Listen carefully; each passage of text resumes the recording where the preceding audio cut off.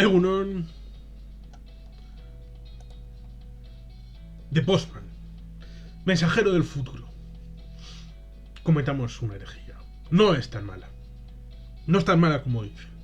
Dirigida por Kevin Costner, metido ya a las labores de dirección, 2 años después de Waterworld, con su propia interpretación como actor, director, hombre total, para esta película basada en una novela escrita en el año 1983 por David Brin y que fue objeto de muchos premios. La novela, y que probablemente tenga que leer en algún momento del futuro, y aceptaré gustosamente si alguien me quiere regalar la novela en papel, por supuesto, yo leo en papel, pues la leeré y haré su correspondiente vídeo. ¡Lo juro! El guión es de Brian Helgeland y digamos que la película es de 1997 y los sucesos están situados temporalmente en el año 2013. Lo cual es curioso porque tenemos aquel Fliskin, serpiente Fliskin, con la película original de Nueva York en 1997, aunque la película es de 1981, y después tenemos la secuela 2013, Rescate en Nueva York. No, en Los Ángeles. El cine está en Los Ángeles, no en Nueva York. Pero es curioso porque en la película esta del cartero está situada la forma de presentarse en 1997 respecto a un futuro post-apocalíptico de 2013, lo cual sería interesante después en un elemento respecto a un personaje que aparece por ahí. Es una historia, es un film medieval.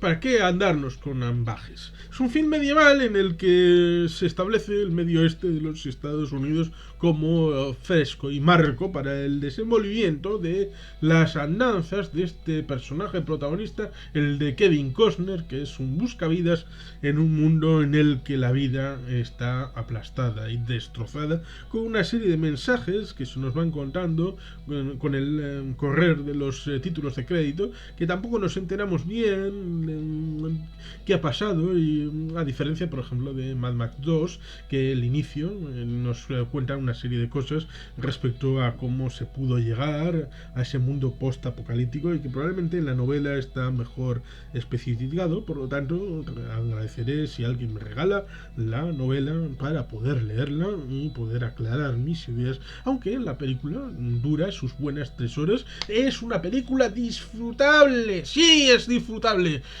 ¿Qué? A todos esos que dicen que es la peor película del año. Sí, ganó el Razzie. ¿Y qué? Es una película disfrutable. Te lo pasas teta.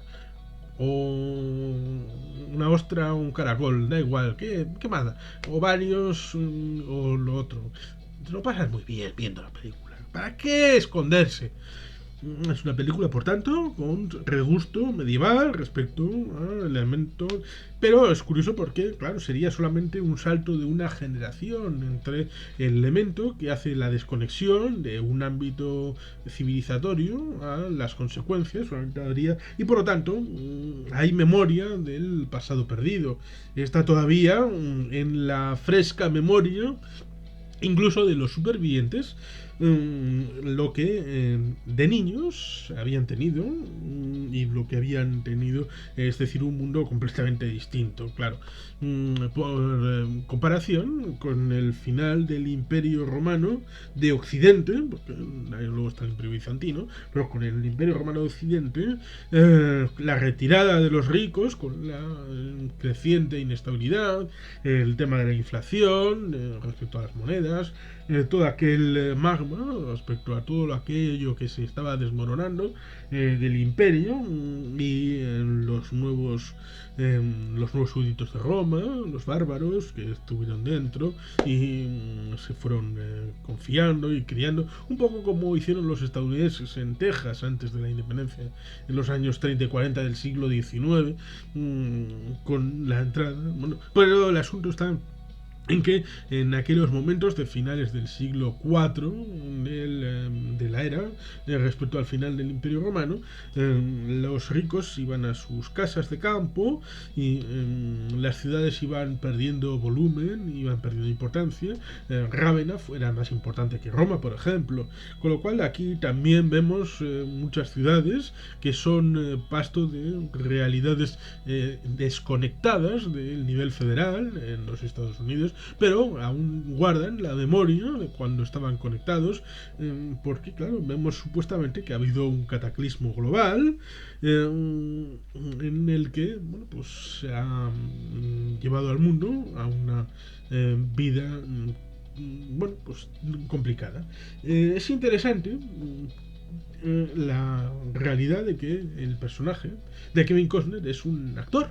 Es un actor de Shakespeare, nada menos. Por eso le llaman Shakespeare, en parte de la película. Hay una pregunta que puede hacerse. ¿La música interpreta al actor o es al revés? No es una chorrada, piensen en ello, ¿eh? ¿La música interpreta al actor o es al revés? Se entra en la película respecto a, claro, una especie de nuevo feudalismo, como después del Imperio Romano, y está la dualidad del Shakespeare.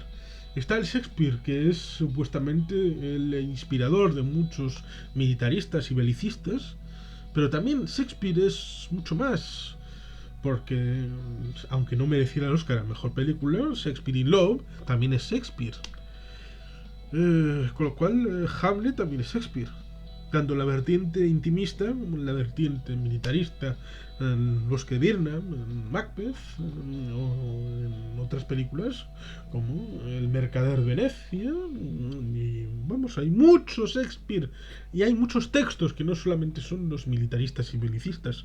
Con lo cual esa dualidad es muy interesante expresada en la película, aunque probablemente no de la mejor manera posible. Lo mismo que Utah es el reservorio de los mormones, que es curioso porque no es el hogar originario de los mormones. A lo largo del siglo XIX, un poco como otras religiones, fueron expulsados y tuvieron que autodefenderse, y al final acabaron teniendo un territorio para ellos solos, que es el de alrededor de Salt Lake City, en Utah, que en principio nadie lo quería y ellos se lo quedaron. Por eso ahora Utah es en buena medida el estado mormón, y el señor senador Mitt Romney, que fue el candidato presidencial en el año 2012 y era en principio senador por Massachusetts, ahora es senador por el gran estado de Utah, porque es un ciudadano mormón. Aunque no les guste mucho, se emplea esta palabra para definir su realidad religiosa. Se habla respecto a los elementos de el mulo, que es el compañero del personaje de Kevin Costner. Es interesante porque es una mezcla de caballo y burro, pero digamos que hubo un mulo que fue a preñar a todos los elementos aquellos en Estados Unidos, como fue un mulo de Zamora, sí, de la región leonesa, que gracias al apoyo de las Españas, a través del rey Carlos III, fue enviado para las Américas y fue el padre de muchos de los elementos caballiles o burriles o mulos de carga del ámbito de los Estados Unidos. Hasta tal punto era famoso aquel elemento para dar simiente a todo aquello que dicen que en realidad el burro del Partido Demócrata es aquel ilustre bicho originario de Zamora. Pero bueno, estas cosas que se meten en cierta medida por el ámbito de la dualidad, porque la Confederación está un poco por detrás en los colores, sobre todo en la batalla final, aquella en la que se acaba en cierta medida solucionando como Aquiles al inicio de la película Troya. Claro, el asunto de los líderes, aunque la simbología da un poco la idea respecto a que los miembros del ejército de Nathan Holm serían los sudistas, la Confederación, y los ejércitos de la US Postal serían los federados reconstituidos y con fuerzas suficientes para plantarles cara a los neosudistas, por llamarlo de alguna manera, aunque claro, estas cosas no son realmente así, y por lo tanto pues, la Confederación sería el reservorio, los Nathan Holm, los racistas y todo aquello, sin entender que los de la Confederación tenían una idea expansionista, no solamente dentro del ámbito del medio oeste de los Estados Unidos, sino también en México, incluso en Nicaragua, donde un expedicionario estadounidense de la Confederación trató de incorporar territorios así a mediados del siglo XIX con una expedición punitiva, en cierta medida particular, una empresa privada, pero que si hubiera salido bien, pues los territorios hubieran acabado siendo parte del territorio patrio. Es curioso porque la dualidad respecto a en ese momento del inicio de la película, cuando no quieren ver Soldado Universal, la película de Dolph Lundgren, con el señor ese de los amplios muslámenes de Bélgica, ya saben, es ¿cómo se llamaba? El Van. Iván. Si saben quién es, pónganlo en comentarios. Pues el compañero de Dolph Lundgren en esa película de 1992. ¿Por qué no les gusta? Porque ellos están viviendo esa situación como soldados obligados, porque ellos no están muertos, pero están obligados a volver a vivir una vida de odio y oprobio respecto a sus propios ciudadanos en el ejército de Nathan Holm, que en paz descanse, dicen, es decir, está muerto. Y prefieren Sound of Music, es decir, sonrisas y lágrimas. ¿Por qué? Pues porque en el fondo el deseo es el que la familia Von Trapp, que tienen a los nazis, no olvidemos, aparte de ser un musical, que es un fresco respecto al Anschluss de Austria, respecto al imperio nazi, y por lo tanto, en un momento dado, la familia que es nacionalista austríaca, el capitán, el patriarca, sale de Austria con su familia hacia Occidente. Pues esa idea de esa familia es la que realmente querrían y no la familia de Soldado Universal, y por eso les tiran piedras y no queremos ver esa película, queremos ver a otra. ¡Mariquitas! Claro, esas cosas que pasan. Al final, el personaje de Kevin Costner, que tiene esa vicisitud respecto a ser incorporado al ejército de Nathan Holm y luego desaparece, puede salir vivo. La excusa es el tema del cartero. Es un salvoconducto para poder sobrevivir, pero es un símbolo. Es muy interesante porque es el trasfondo ideológico y cultural de la película. La idea de la comunicación. ¿Por qué es tan duro? El personaje del general Bethlehem se pone tan cabreado. Es que no veis lo que está pasando. Porque la comunicación vuelve a establecer lazos entre los distintos y los diferentes, y por lo tanto esa estrecha brecha que ha permitido el establecimiento de señores de la guerra en los Estados Unidos puede irse por el ducto, porque la comunicación, las postas, como por ejemplo pasó en la Edad Media, los lugares que van estableciendo jalones en el camino entre los distantes, son puntos de certeza y de certidumbre que luego dan posibilidad al comercio, y eso abre el camino a la banca y establece las posibles interacciones que eliminan la posibilidad y la necesidad de un elemento fuerte de cohesión como es un señor de la guerra. Esa paz comienza con una simple carta que puede salir de su origen, llegar a su destino en paz y sin intermediarios que obliguen al pago de una mordida, de una protección. Es decir, es como la mafia. Cuando hay Estado de Derecho, la mafia se cabrea y pierde. Por eso prefieren los estados débiles y manejables, como pasó en Italia a finales de los años 80 y 90.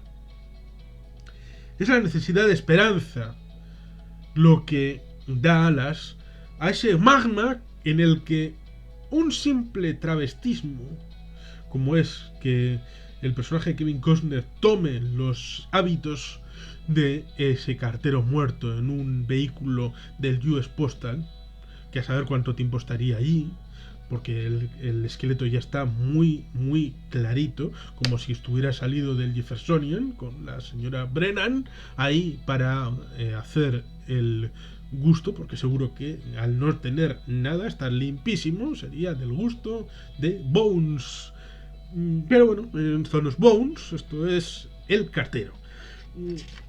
Tenemos así pues señores de la guerra y que se establecen sobre todo en la debilidad del nivel federal y de la instrucción, fundamentalmente la debilidad del nivel local y estatal, y por lo tanto claro, nos preguntamos ¿por qué se llegó a esto? ¿Cómo es posible aquel apocalipsis cataclísmico del inicio de la película, que probablemente sería después del año 1997, pero ha tenido que ser muy al inicio del cambio del siglo, del 19, del 20 al 21, porque claro, después de, como dice, años de inviernos durísimos, radioactividad, trienios raros, vamos, todas las consecuencias probablemente de una guerra nuclear, para saber los detalles y todo aquello, de dificultades, empieza a haber salida al final del túnel, sobre todo en el medio oeste, con zonas mejores, pero sigue habiendo esa debilidad a nivel local, y al volar a nivel federal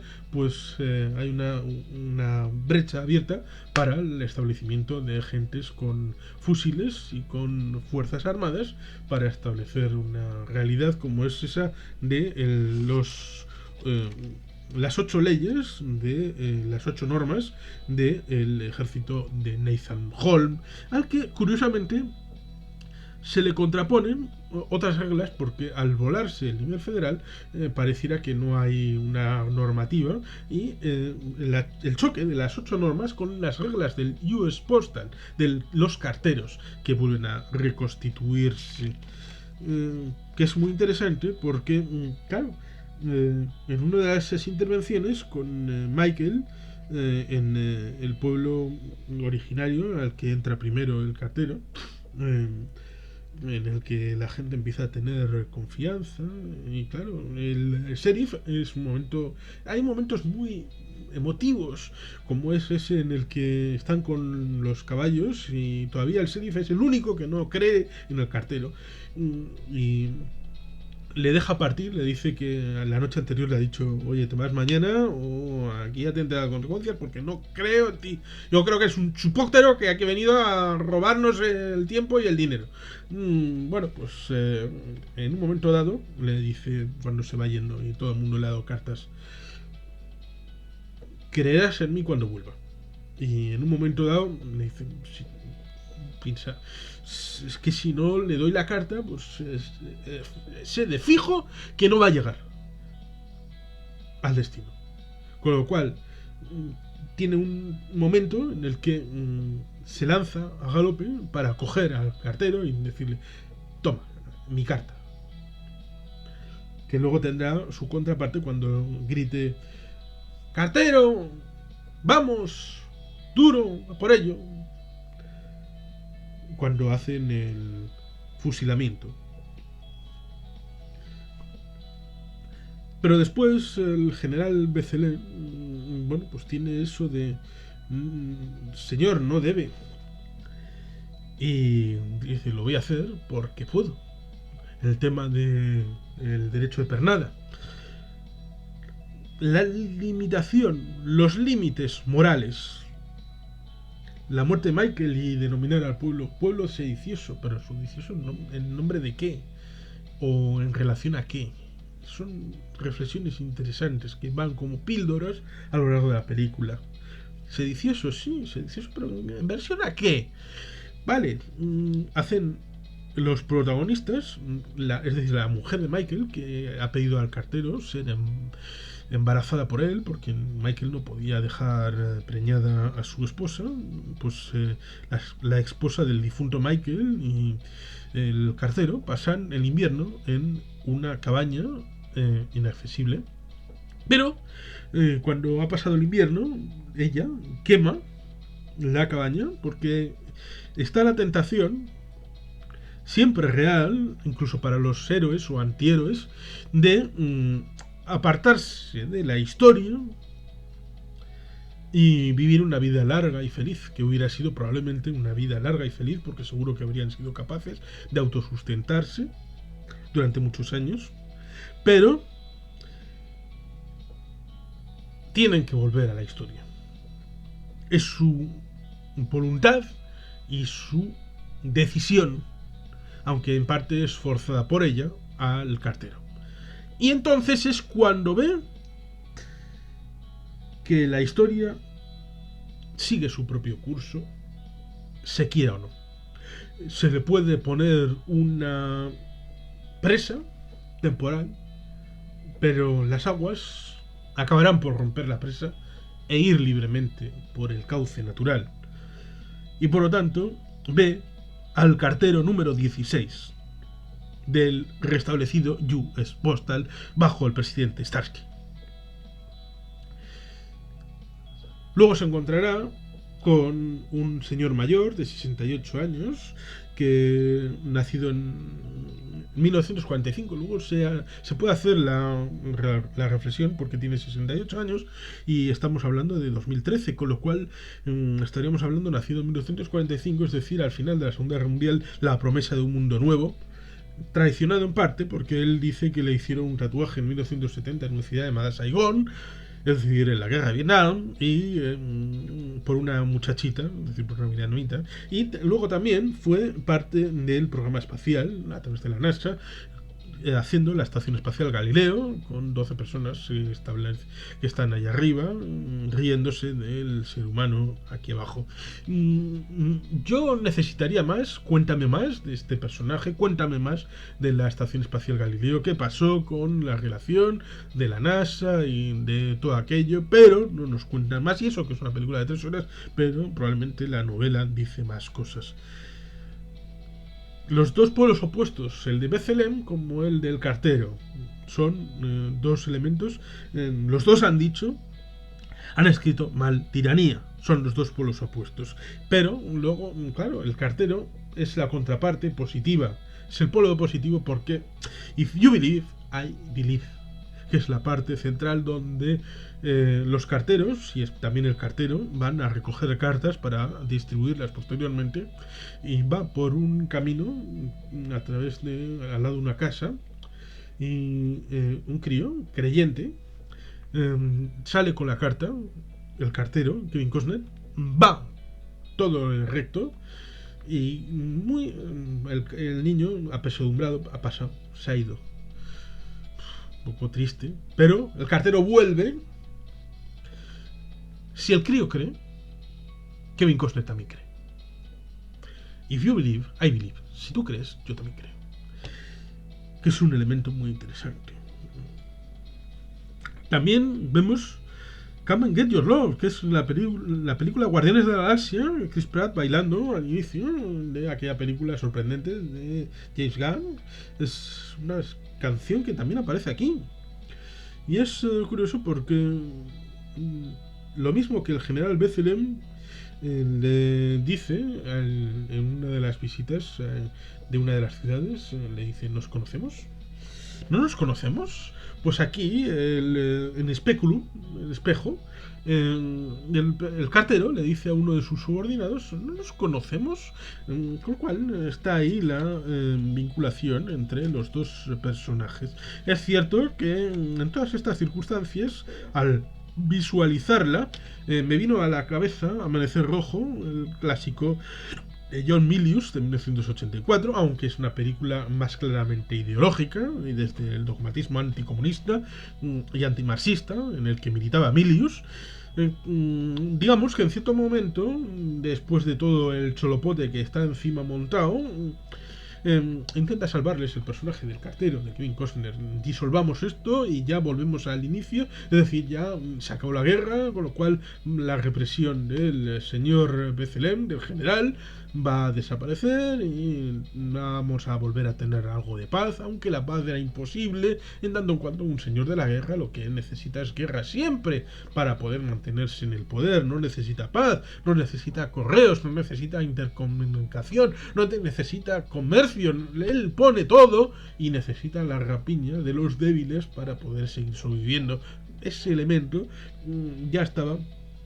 La lucha para devolver a una realidad reconstituida estaba en la psique de los seres humanos que conocen al cartero, y Lincoln Lincoln, como era el personaje del señor negro, Lincoln Mercury, pues como subordinado o primer ministro dentro del ámbito de los reconstituidos US Postals. Es el asesor principal del cartero, que es el vínculo con el hipotético y fantasioso presidente Starsky, cuando el general Bethlehem estuvo en la caída de Washington y la quema de la Casa Blanca, lo cual es curioso porque en 1814 los británicos quemaron también la Casa Blanca.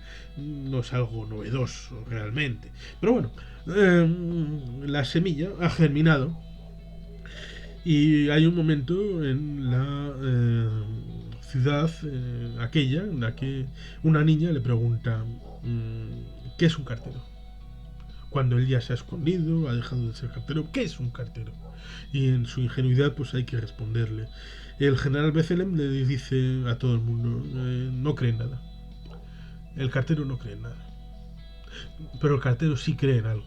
Valores, principios. Y eso es ese ideal, esa esperanza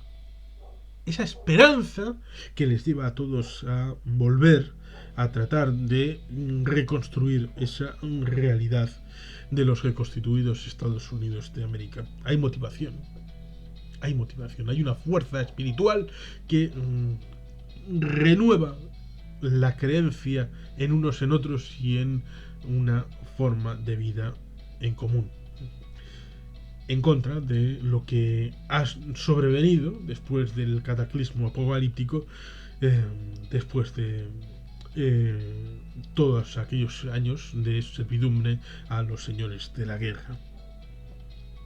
Y como elemento final, pues cual Aquiles, se enfrentan siguiendo la norma número 7. El personaje del cartero invoca la disputa del liderazgo del clan, gana y por lo tanto ya tienen la posibilidad de vivir. Aparece Saint Rose al final, Hope, la hija del cartero, en Oregón en el año 2043, es decir, 30 años después. Y bueno, pues digamos que es una película disfrutable, medieval a su manera, de cómo podría ser una realidad medieval, aunque claro, la excusa es una guerra termonuclear o algo cataclismo apocalíptico que no está muy bien explicado y bueno, pues debería de ser mejor explicado. Y hay muchos elementos cuando el personaje del cartero se acerca al personaje de 68 años, antiguo soldado y antiguo miembro de la NASA, que le dice cuéntame más, pero eso no está establecido en la película. Fue un fracaso tremendo, incluso aparte del tema económico.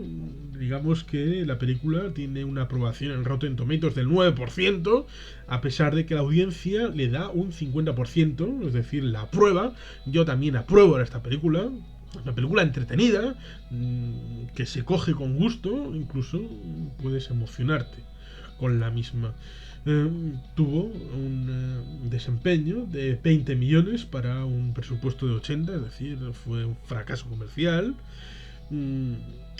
Fue nominada a la mejor película de ciencia ficción por los Saturn Awards, al mejor actor de reparto para Will Patton, el personaje del general Bethlehem, y al mejor actor para Kevin Costner. Lo cual es curioso porque aquí sí se llevó la plana mayor de los Razzie, de los Raspberry Awards. Ganó a la peor película, a la peor director, al peor actor para Kevin Costner, las tres, al peor guión original y a la peor música, a pesar de que está el gran James Newton Howard con un elemento sonoro que es identificable de esta película, es un icono que me parece algo precioso, el elemento épico de la banda sonora que acompaña maravillosamente. Incluso hay unos temas countries que, aparte Come and Get Your Love, que luego se da un inicio maravilloso en aquella Guardianes de la Galaxia, lo cual hace que, a ver, no es tan mala. Es la peor película del año 1997. ¿En serio? La peor película. Estamos hablando que compitió a la peor película con Anaconda, con Batman y Robin y con Speed 2, Crucero fuera de control. ¿Me estás diciendo que Batman y Robin es mejor que El Cartero? Ahí lo dejo, ahí lo dejo. Porque es absolutamente tremendo el odio que se tiene al Cartero. Yo creo que es una película que es emocionalmente buena. A mí me transmite cosas. Por ejemplo, en el tiempo que hemos vivido recientemente, aquí hablo de temas personales, hemos pasado cosas que podríamos haber no soñado jamás. Te pueden decir, es que lo que vimos en la película es absolutamente imposible, no puede ser que haya tal distancia entre cartero y localidad, que, bueno, pues hemos pasado cosas que no deberíamos haberlo vivido nunca, y nunca sabes lo que te puede pasar. Y esto es una advertencia a través del cine y a través de la propia novela de los años 80, cuando el tema nuclear al inicio de la llamada Segunda Guerra Fría estaba al pil, la posibilidad de un ataque nuclear, y el capitán, aquel salvador de la humanidad, que, bueno, pues estuvo haciendo nada, pero pudo haber evitado el lanzamiento masivo de misiles nucleares en 1983, Skerry Casco Petrov. Bueno, pues he pasado un año sin poder ir 100 kilómetros hacia el oeste, a la ciudad de Santander. Un año para recorrer 100 kilómetros de una ciudad a otra, por un elemento que es un bichito pequeñito que nos ha tocado los ovarios a mucha gente. Así que no me digan que hay cosas que no son posibles, porque el bichito no ha afectado a las infraestructuras, no ha sido un cataclismo, pero nos ha impedido la comunicación física a una distancia de 100 kilómetros. Así que sí, he llorado viendo esta película cuando la vi ayer. He llorado viendo la película. En varios momentos. Me ha emocionado. Yo creo que es una película con pasión. Es una película emocionante. Y es una película que transmite. No es la mejor película de la historia. No es la mejor película del año 1997. Pero no es la peor película de 1997. Es una película disfrutable, entretenida, que tiene una interpretación razonable y que merece ser vista. Y yo recomiendo ver El Cartero. Recomiendo ver esta película de Kevin Costner. No es la mejor película de su carrera, es cierto, pero no es una mala película. Es una película que yo creo que merece ser vista y la recomiendo vivamente por la forma y el fresco en el que transmite muchas cosas y reflexiona sobre muchos elementos que merecen ser pensados y repensados respecto a la pérdida de algo y cómo se puede volver a reconstruir, y que la esperanza es el motor de la humanidad y que puede establecer el camino hacia lo que no se ve. No la fe en la deidad, la fe en la humanidad, la fe en el prójimo, la fe en lo que incluso una pequeña mentirijilla puede ser la base de la prosperidad, siempre que no sea con malicia y que pueda reconstruirse en el camino de un bien superior. reflexionen acerca de ella. El cartero. Emocionalmente disfrutable, entretenida. Seguramente tenga que ver la lectura del libro, y si alguien me lo regala, como dije, juro que lo leeré y haré una review en este canal de ese bonito libro. Y sin más, es que ricasco, agur berbat, Betty Helpian.